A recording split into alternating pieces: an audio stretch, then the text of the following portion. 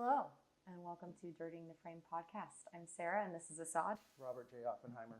And today we are talking about Christopher Nolan's Oppenheimer. Don't say Christopher Nolan's name like he's a normal director, please. Christopher MFN Nolan. Yeah, this is my Barbie. Okay, this is your Barbie? This is my Barbie. Okay, yeah. Yes. Today we're going to talk about the most anticipated movie of My life. your life. We've been literally counting down on billboards for over a year to Love that see marketing. this movie, especially when they had to push the film back. And then what did they do? Just take down those billboards? Or do you think they had like a digital way of fixing it? I don't know. I think they pushed it back, then didn't push it back. It's cool because the timer signified when actors went on strike too. What? Like it kind of was counting down to actors going on strike. 100%. Yeah, we were ready. We knew. Yeah, They know. knew. They knew. Yeah. They knew! Yeah, for sure.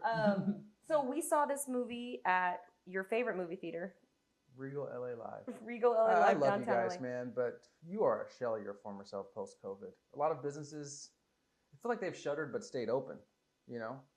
Lines are longer. Go on, old man. Tell us more about what you don't like about society. Let's just say I'll skip through. What do you want? The guy who was taking our tickets also works at MedMen. Like, he was probably high. You did. I Yeah. did notice him. Okay, I I'm mean, and sorry. this is like, All right. I'll leave it this is just tells you how much I just hang out in my little bubble of downtown LA. Like, I was at MedMen earlier that day, getting my little edibles, Mhm. walk into the movie theater in downtown LA, and I'm like, Yeah. oh, hey, you're at MedMen, right? And he's like, yeah, what's up? Sarah is super downtown. If you're looking at prices for a tent to live in, she has a... Oh, I got one. I got a closet I can rent to you for $4,500 a month. And then I had 2 glasses of wine I can't stop having wine. Oof. in this movie, which was a bad idea. I was not anticipating it. This is not my typical type of film. Very talky, a lot of white men in a room talking about something that happened a long time ago. Not saying it wasn't important. I'm just saying it's not my idea of entertainment. Sounds like a holiday with your family. 100%. Except for they don't talk. They just stare at the TV. And we love each other. They're all very nice. Love Hi, Sarah's Mom. family. Love Sarah's family. Okay, so I thought it would be a good idea, make it more fun if I had a couple of glasses of wine. Little did I know that was going to be the highlight of my whole entire night.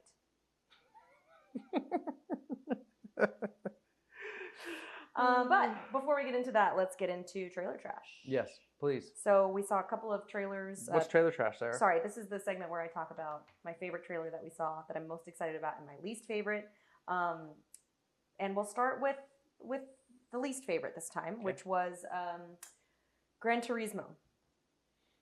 The story of the gamer that played the game so well, he got an opportunity to compete in real life as a race car driver. The true story The true story. of how Orlando Bloom and the guy from Stranger Things made this kid who likes to play video games Phenomenal. a lot of money. And as I said to you, 2 things. 1, I will never see this movie. 2, all my years of playing NBA 2K, I'm like, maybe there's a roster spot on the Lakers. He's finally for me. going to the NBA. You know? That's what I wrote down. You know? That and the There's a wine roster were my spot for me. highlights of the movie. That would be so He cool. said, oh, finally I can go to the NBA. All my hours and hours I thought I was wasting playing 2K. I was just training. That's crazy. One day I could be in a small Koreatown apartment, and then 2 months later, it's like pick and roll with LeBron. 100%. And Never give up on your dreams. like all of you teenagers out there, when your parents try and tell you like you're wasting your life, you're rotting your brain, tell them you're just practicing.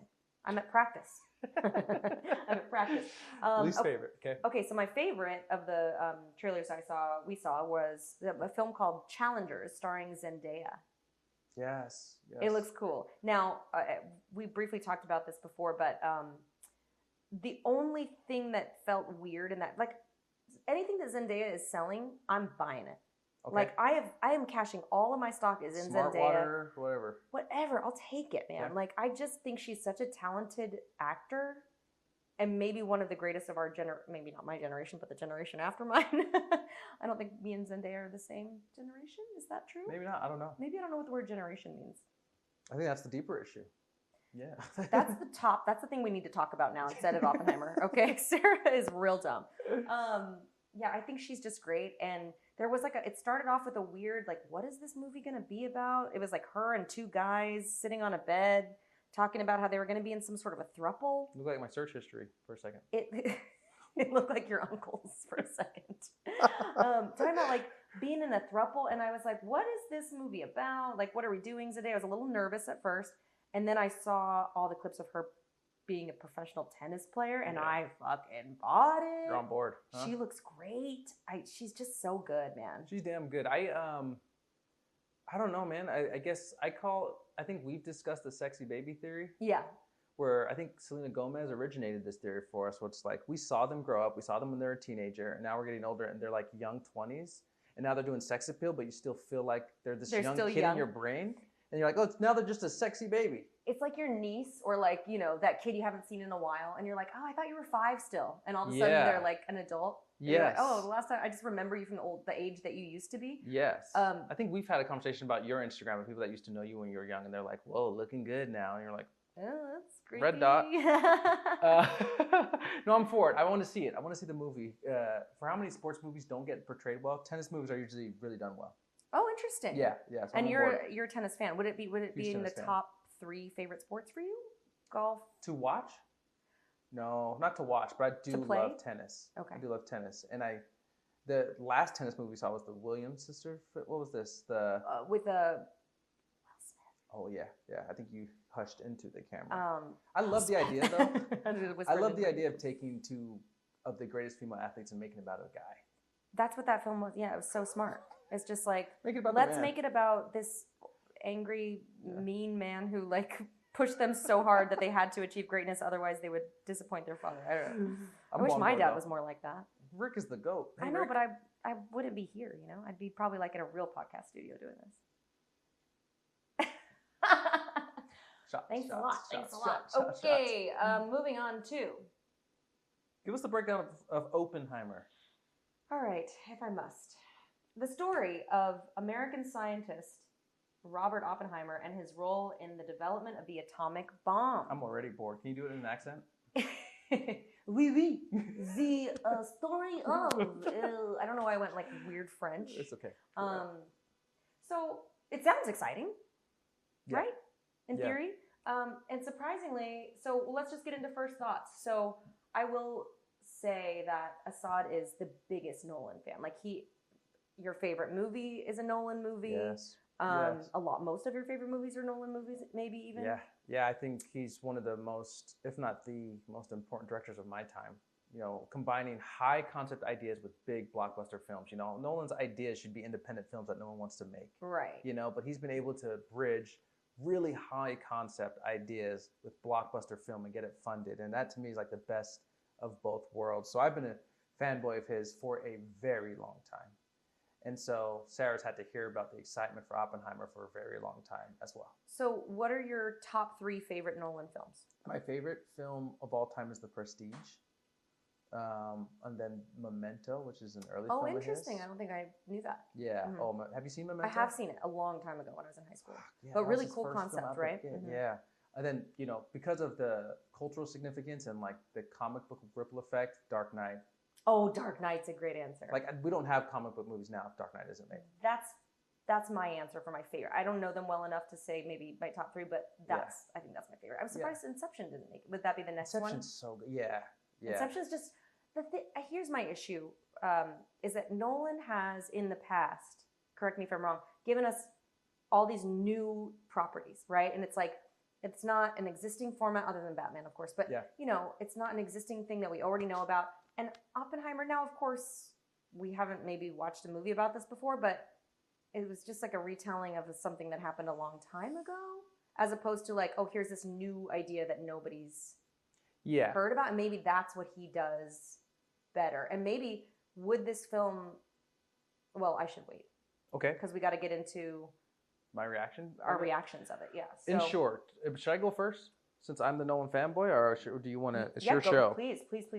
So, as a Nolan fanboy, it breaks my heart to say this movie missed almost all of the marks for me. And cinephiles will love it. It's like you say, it's probably what people in acting school or whatever for years will take a scene out of this and practice, because it's like a bunch of people in a room having really serious discussions, and it's wordy and it's talky, that's 95% of the film, Mhm. which I love. I love dialogue. Yeah. But what happens sometimes for me, when I see writer-directors, whether it's Quentin Tarantino, whether it's Christopher Nolan, because he did write this, Right. it's tough to kill your own babies, man. You wrote all of this, so you wanted to make it into film. When if you would have had a separate writer or a separate director, they'd be like, maybe this could be a little bit more concise. Right. But he had great talent, and had great directors, and the content was cool. But I can't sit in a film for 3 hours because the runtime was 3 just over 3 hours hours. of a lot of older white men speaking about this issue. No issue is that important for me to be there for that long. For If just you've ever 3 been in a hours of meeting it. with Assad, he's My like, God. "Can we keep it concise?" It better They're be like, 15 minutes. This is a really important decision. Yeah. We're talking about the fate of the world. He's like, "Yeah, but let's hit the highlights and get out Yeah. of it." You know. And here's the thing, and what I'm noticing when critics are reviewing it, they love the film because they're like, this is where Christopher Nolan really Yes. shines. And I'll be honest, like my fanship is biased. I love Christopher Nolan doing high and intricate action pieces. And you get a glimpse of it Yeah. in this film, and for a second, for like 20 minutes in the beginning of the third act or the end of the second, you're like, Mhm. this guy's the best in the world at doing this. At Yeah. creating these huge climactic moments, editing sound, and you're just like, holy shit, no one can do this. And then it goes back to the film of the story of people arguing in rooms, which I love dialogue. You know, I'm a dialogue person, but this just misses for me, man. It's like going to see, and I can openly admit that I'm trying to keep him in a box. I want Inception again, and I want Tenet again, and I want Interstellar again. You know, these things to be beautiful and not have to have like black and white visuals of people arguing for 45 minutes. So it missed for me, man. It really, really missed for me. Which shocked me because I felt bad almost. I knew I wasn't probably gonna like it, Yeah. or like I tried to like it. But when we walked out and you said that, I was like, oh, I was shocked. Yeah. Now, would this film have been better if your other hero, your other white male hero, Aaron Sorkin, had written it? I liked the writing of it. Okay. In fact, I couldn't see a lot of holes in the writing. It's just there was so much of this film that didn't center on what made the film great for me. Yeah. And you don't have to blow things up for me all the time. I don't even love action films. You do for me. I know. You love a car chase I'm just scene. so dumb. You know what I mean? There's just not a lot going on up here. So it's like, But it's just tough. It's tough because he's so good at that. And he's the only person in the world that can create these huge climactic action moments. And when you only give that of like 20 minutes of a 3-hour film, not to mention, it's at the beginning of a third act to where you're like, well, I thought the film was leading up to that. Then there's like 45 minutes more of a story that you're just like, oof. And then we'll get into maybe we'll get into the problematic elements for me a little bit that Christopher Nolan's kind of had in his writing and character displays. But yeah, for me, it missed. How about you? Same. My first thought as we walked out was just like, it really made me doubt my intelligence. I think this is becoming a theme of this because I'm like, oh, maybe I just didn't get it. Yeah. Especially listening to other podcasts, which you don't need to listen to, just listen to ours. But especially listening to other podcasts, it was like, this is the most important film of our time. This is I was talking about how they were scared the whole movie. It was a really scary film. And I was like, I had no tension. I mean, I did have 2 rosés. Yeah. Maybe that was where the tension was. Yeah. The bottom With you and your alcoholism? The bottom of the can. Yeah. But me and my alcoholism. But you know, I just thought my thought as I was walking out of the theater was, what just happened? And why? It's wordy, man. It is wordy as fuck. If I made this movie, Yes. are people as excited about it? Or are they like, I'm talking people who have seen it. Do they laud it the same way that they did for Christopher Nolan? Or is it like, it's like what came first, chicken or the egg? Are we happy and on board and already excited and primed to say we loved it because it was Chris Nolan? No, I think if anyone makes this movie, it gets reviewed the same. Okay. I think it does. Yeah, I think it does. I can see why. I can see why people love this film. I'm not ignorant to it. It's just not what I love about film and what Christopher Nolan gives me in his films, you know. What parts did you think were problematic? Well, Christopher Nolan, this is me being a douchebag liberal that has lived in LA too long. All of his films, the female portrayal in all of his films kind of struggles a little bit. This is me who has never written a big budget film, but all of his women in this film have been a little bit underbaked. You don't really understand their character, and when they do, they're just like, they don't pass the Bechdel test type of shit. It's just they're just someone's girlfriend or someone's wife. Well, I mean, in fairness, I totally agree with you. But in fairness, for this particular film, it was about a man, and Sure. then the ancillary characters. Were there other characters that were male in it that you thought were the same importance as, say, Emily Blunt or Florence Pugh, who were written who were more like thought out, fleshed out? No.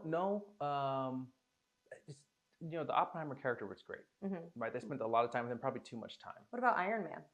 Robert Downey Jr. At the end, I think Man. people will love Robert Downey Jr.'s performance in it. For me, it unfortunately happened at a time where I was almost checked out of the film. So that's when he was really cooking. When I was like, this film is still going. So it was hard to even consider his performance in it. And did you think his character was well written compared to like Emily Blunt? Yeah. Okay. Yeah, and even if this was just a singular film, if one director only directed this film, I wouldn't have a problem with it. It's just a series of Nolan films that are my favorite films. I can't ignore the fact that I'm like, oh, your female characters. Each time. You struggle writing those, you know? And he tries to get I don't know, he tries to get it back. I think in Tenet, it was becoming glaringly aware that he doesn't cast black people. So he went with David Washington in Tenet, made him a lead, saw that correcting there. And then maybe he tried to give Emily Blunt a moment in this film, but that felt really trying to please the audience to get him away from this narrative. Like shoehorned in, kind of. Yeah, I think he was trying to get away with the narrative, like how poorly he displays women in his films, which I'm sounding like a douchebag talking about this because the film is like so big, but there's definitely a pattern in his films. So that was what you were saying was a problematic thing. Yeah, man, it was tough. One of the problematic It was things. tough. If it was just one movie, I couldn't care less. Like, oh yeah, this was about Oppenheimer, but this is sixth time out that I'm like, oof. Well, let's briefly talk about the two female characters in this film of importance. Were there more? There was just those two girls, right? Yeah. Women. Anecdote, even in Inception, he did that female character so bad, she's a man now. Cut it? I'm Cut just that. going to not respond to that so that we can hopefully just we'll bleep it. Maybe we could just bleep it. Sure, we'll cut that out. I'm so sorry. Oh my gosh. Like there's certain things we can get away with here. So going into that, so we've got Emily Blunt and Florence Pugh, who I believe to be phenomenal actresses, both of them. You love Florence Pugh. You got a girl crush on Florence Pugh. Who doesn't? Oh my God, she's sexy. She's cool. She's a great actress. Yes, she's got something. Hot take: Florence Pugh's got something. She's go ahead. Her boobs are in this movie. Spoiler alert. And were you a fan of her boobs? I thought they looked like mine, kind of. Prove it. Yeah, I thought she looked great. That wasn't the issue for me. The issue was like, was it necessary? And I think to your point, as we're talking about kind of the character development of the females here, we won't talk about that the whole time, but it was like Emily Blunt plays Oppenheimer's wife, and Flo plays his mistress / ex-girlfriend. And they're both just like these crazy ladies. It's like Florence Pugh's just like a little bit of a nut job, but he's just like so infatuated with her that he can't quit her, And then Emily Blunt plays his wife, who's just like, we don't know why she's his wife or why he loves her so much, but like she's just an alcoholic. My favorite line of the movie is this. You ready for this? Yeah. So he comes home after a long day of building the A-bomb, whatever. H-A bomb. And he comes in and he hears the baby crying, and his wife is nowhere to be found, and the baby's nowhere to be found, and we're all like, uh-oh, what has she done to the baby? And she comes out and she's like, the brat is down, where's my martini? I was like, that's me as a mom to a T. You felt seen in that moment, huh? The brat is down. Where are the martinis? It was like, where are the martinis? She was like, the brat's down. Where are the martinis? I was like, fuck yes. And kill it, Emily. And Blunt. Down is a loose term when I can hear it crying in the other room. Fair. I don't know how down the baby is. In the crib, I guess. Maybe give the baby the martini and then she'll really be done. Yeah, so I thought that was pretty funny. But yeah, so it was like his wife is just a drunk who doesn't really care for their baby very well, and then his ex is just like, can't be trusted because she's a loose cannon, and that was it. Yeah, which is fine. I don't know. I understand your point, but I think in this film it didn't bump me like it bumped you. But I understand you're saying it was a problem over film after film after film. Yeah, that's just a small part of this film where I shouldn't, because the film didn't ultimately work for me, I shouldn't negate like the great performances there were in it. Oh yeah. Damon's good in it. Cillian Murphy's good in Great. it. Robert Downey Jr. is great in it. And there's like this all-star cast of people that are just coming off the bench for like 10 minutes of the movie just crushing, you know? Yeah, and I think Emily Blunt is one of those people. I think she's a phenomenal actress and she kills it in this movie. Yeah. And I won't spoil it too much, but there's a scene kind of all the way toward the end where she gets to come in and she really does her thing in that little 5 minutes that she has. Which, if I may skip ahead to, since we're on the subject, Accent Police. You and the Accent Police, do you want to, okay, we still have to introduce Accent Police. Sarah is not a MAGA person, but only when it comes to foreigners taking her American roles. She turns super Bill the Wall. Assad, may I remind you that you like me? So go ahead, try again. Take two. Sarah's a talented actress that offers very good critique about the American dialect. There it is. Thank you so much. This hopefully won't be a segment in every pod because, you know, hopefully they'll cast some Americans. No, I'm just kidding. Put your hand over your heart when you said that? Yeah. So Emily Blunt, her accent, she Florence Pugh is another one who kills the accent. I never have heard her slip up one time. She does a great job. Wouldn't have even known she was British. And I think you broke that to me one day. And it was a low day for me. I just turned off the lights and went back. I took to bed. There's no Americans left. I took to bed. There's no Americans left. I had and I said, where are the martinis? She does great. Emily Blunt, however, does not kill the American accent. Oh, okay. And it doesn't, I don't care. She's still a phenomenal actress. And I still buy everything she's saying. I just wish that she would stop trying to pretend she's American. Okay. Just be British. All right, fair enough. Okay, so let's go to our Rose and Thorn. The Rose for me, it's really close. But obviously we're leading up to this moment. That moment completely over-delivers in every aspect.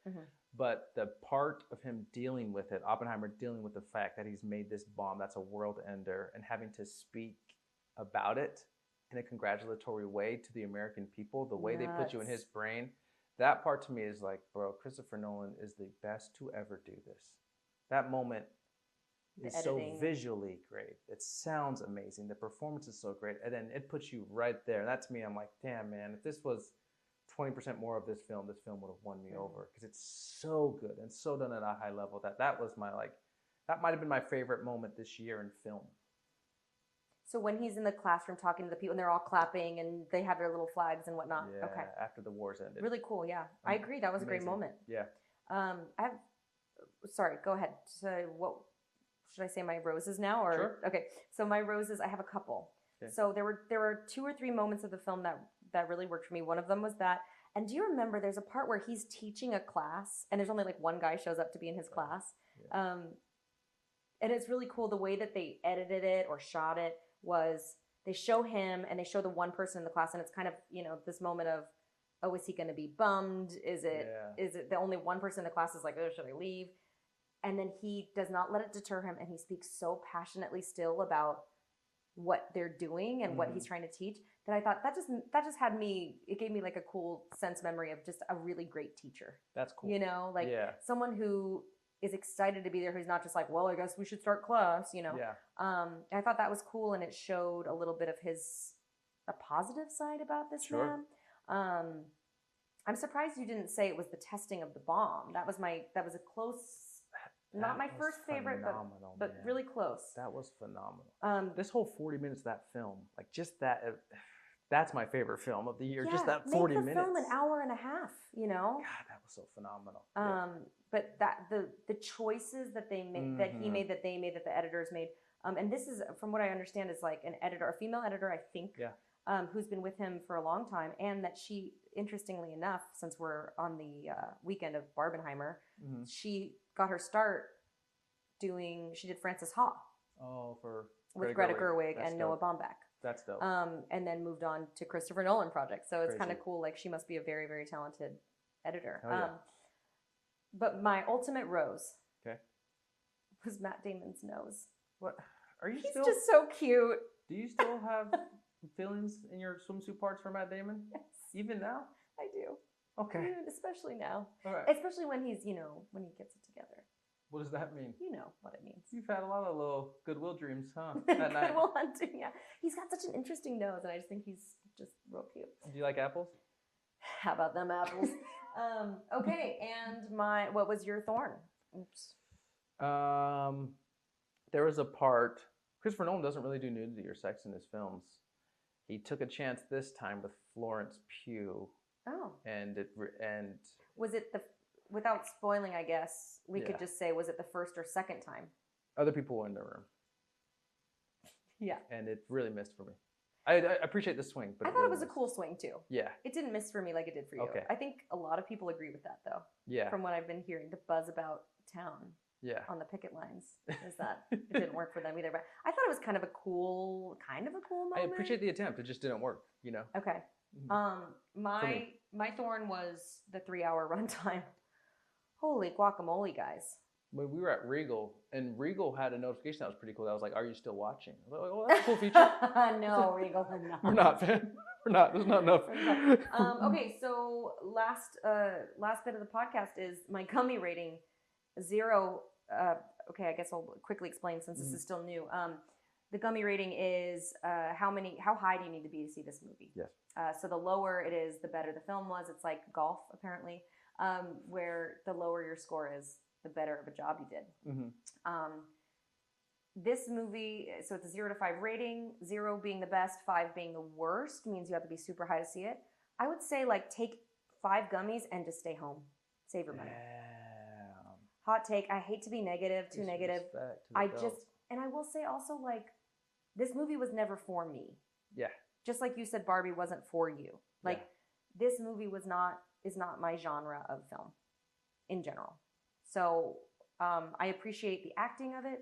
I appreciate the noses. Emily Blunt's nose, And Matt Damon's nose. they've all got great movie star noses. Hit me up. Let me know who gave you your nose jobs. Are you in the market? I might be. You have a good nose. You would replace Thank it? you so much. I would definitely replace it. Give a little BBL nose? Just a little touch. Okay. Nothing crazy. Yeah, tell us what movies you'd like to see next now that we've seen the big ones. We need a little guidance True story. on what movie we're gonna go see next. And hopefully we'll see one that Assad actually likes Yeah, man. at some I've been point. striking out. Thanks for watching DTF. See you next time. That was right.